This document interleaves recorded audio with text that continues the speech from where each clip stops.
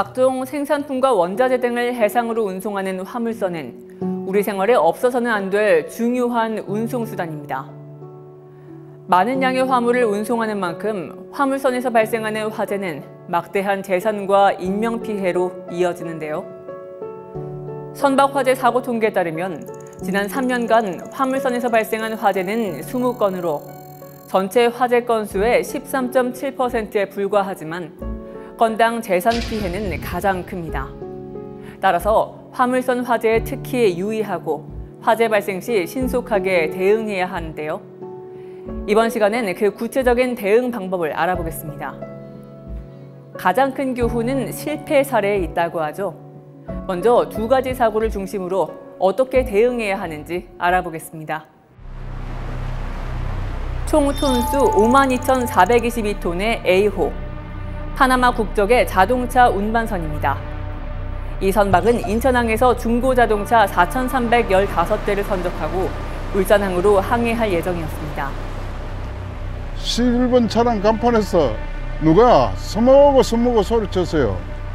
얼른 달려가 보니까 중고 아반떼 본넷에서 연기가 나왔어요. 소화기를 들고 분사했는데 그래도 계속 연기가 나왔어요. 산소가 유입되지 않도록 통풍기 팬을 정지시키고 휴대용 소화기를 들고 진입했지만 역부족이었습니다. 나중에 고정식 이산화탄소 소화장치까지 사용했는데 800여 명의 소방대원이 투입됐지만 사흘이 지나서야 진화됐습니다. 총 톤수 6,298톤의 해저 전선 매설선 B호. 케이블 매설 작업을 위해 경남 거제시에서 출항한 B호는 경남 통영시 작업 해상에 도착해 작업을 시작했습니다. 매설 작업이 한창인 그 시각, 기관실 모니터에서 누유로 인한 알람이 발생합니다. 정확한 누유 지점을 찾기도 전에 기관실에 불이 나고 말았습니다. 고정식 이산화탄소 소화장치를 사용했지만 진압할 수 없었습니다. 네, 여기까지가 간단한 사고 기호입니다. 첫 번째 사례는 언론에 대대적으로 보도되기도 했던 초대형 화재였습니다. 두 번째 사례도 조금만 검색하면 찾아볼 수 있는 대형 사고인데요. 최초 기관실 화재 발생 이후 38시간 동안 화재가 계속됐고 결국 침몰하고 말았습니다. 화물선은 그 특성상 화재 진압에 실패하면 폭발, 침몰 등 대형 사고로 이어질 수밖에 없는데요. 이번 사고의 원인과 대응 방법을 알아보기 위해 전문가 한 분을 모셨습니다. 네, 이 두 화재 사고, 화재 진압 실패 원인은 어디에 있었나요? 이 두 사례에는 공통점이 있습니다. 바로 화재 비상 대응 실패입니다. 근데 조금 이해가 안 가는 게요. 이 두 선장님 모두 화재 진압 효과가 큰 고정식 이산화탄소 소화장치를 사용했습니다. 그런데 왜 실패한 걸까요? 우선 이산화탄소 소화장치의 특성을 이해하셔야 하는데요. 이 장치는 이산화탄소를 이용해 대기 중의 산소 농도를 낮추는 이른바 질식 효과와 이산화탄소 가스 방출 시 기화열에 의한 냉각 효과로 화재를 진압합니다. 다만 화재가 완전히 진압되기까지는 다소 시간이 걸립니다. 네, 그렇다면 효과적인 소화장치라고는 할 수 없을 것 같은데요? 그렇지는 않습니다. 넓은 면적을 소화하는데 아주 효과적이며 무엇보다도 설비에 손상을 주지 않습니다.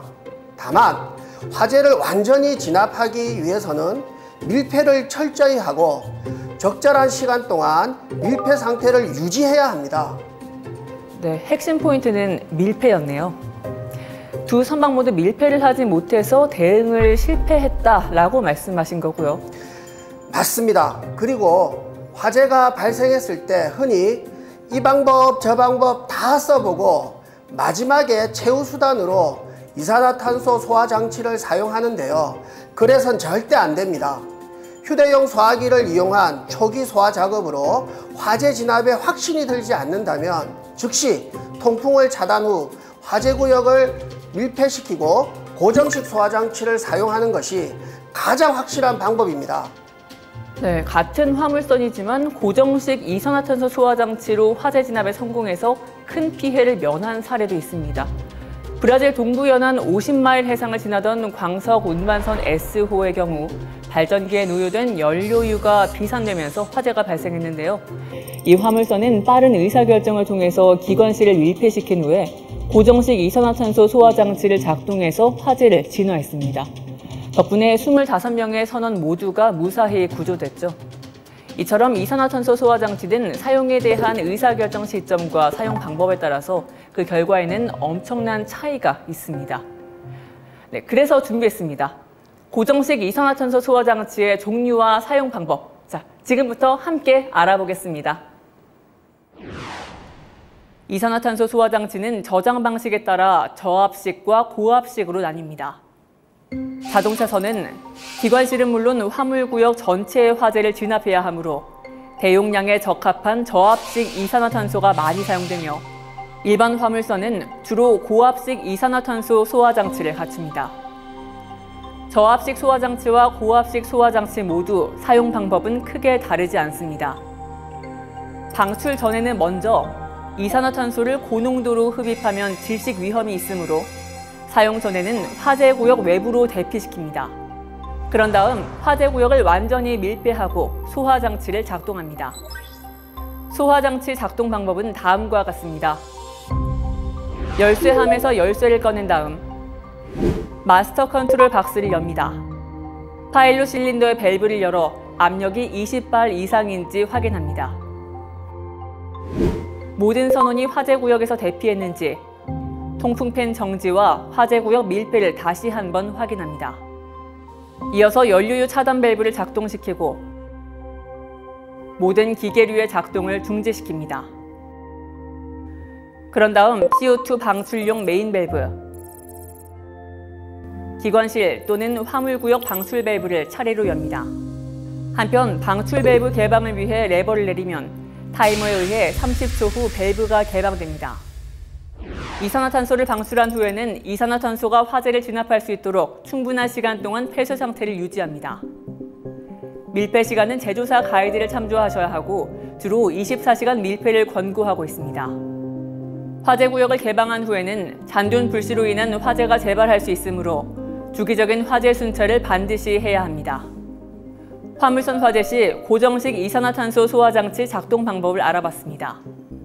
앞서 여러 차례 강조됐듯 화물선 화재 사고의 피해를 최소화하는 가장 좋은 방법은 빠른 판단과 조치입니다.